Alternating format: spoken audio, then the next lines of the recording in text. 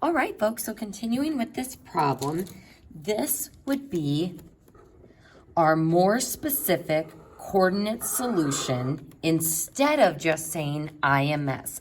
So this coordinate formula solution represents all possible points that would work in all three equations using z as a reference variable. So this would be our answer, and no, you don't have to write that x and y part. I'll be able to tell from the coordinate position which is which. But now we are going to see why this is beneficial for not only checking our IMS work, but also to verify whether something is a solution or not, or being able to generate a solution that we can check. So let's go ahead and look at this first question up here. It says, is 401 a solution? So what we are going to do is take the z value 1 as the reference variable and plug that z value into our coordinate formula for all three slots. So if we plug it in for z, we get 1. Easy enough. If we plug it in for our y coordinate position, we get 2 times 1 minus 2. And if we plug that 1 in for z in the x position, we get negative 3 times 1 plus 5. So this simplifies to be negative 3 times 1 is negative 3, plus 5 is 2. 2 times 1 is 2, minus 2 is 0, and then 1 is 1. So is 401 a solution? The answer is no, because if the z value is 1, the only xy value that could go with that value, or the only three-dimensional coordinate that would work, would be this one.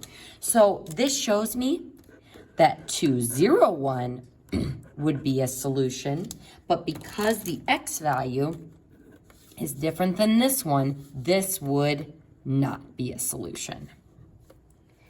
And what's also nice about our coordinate formula is now that we have generated a solution, 201, we could take that and plug it into all three equations to verify that it works. And if you're like, well, why would I want to do that? Well, just in case you goofed with a sign down in here, like let's say you had 3z minus 5 or 2z plus 2, plugging in a generated solution would verify that your coordinate solution is correct. So again, it's a bit more work and it's kind of complicated with the matrices, but it's really nice because instead of just saying, yup, there's an infinite amount of solutions, now we can actually generate those solutions and actually check our work given this formula.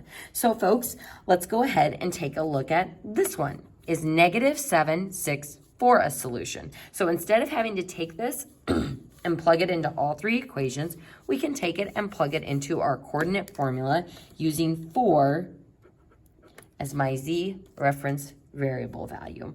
So plugging into the z position, we get 4. Plugging that z value 4 in for our y stuff, we get 2 times 4 minus 2. And then in our x position, we have negative 3z plus 5. So negative 3 times our z value of 4 plus 5. So we've used z equals 4 in the x, y, and z positions. So now when we simplify this expression, negative 12 plus 5 is negative 7. 2 times 4 is 8, minus 2 is 6. And then our z value is 4. So is negative 764 a solution? Yes, because what this shows is that if 4 is my z value, the x and y values that have to go with it are negative 7 and 6. So this works, and this is a solution.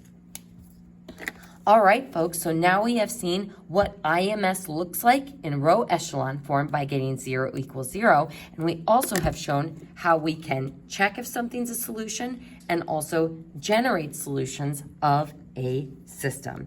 So in the next video, we'll be looking at reduced row echelon form, and you will need your calculator for this section.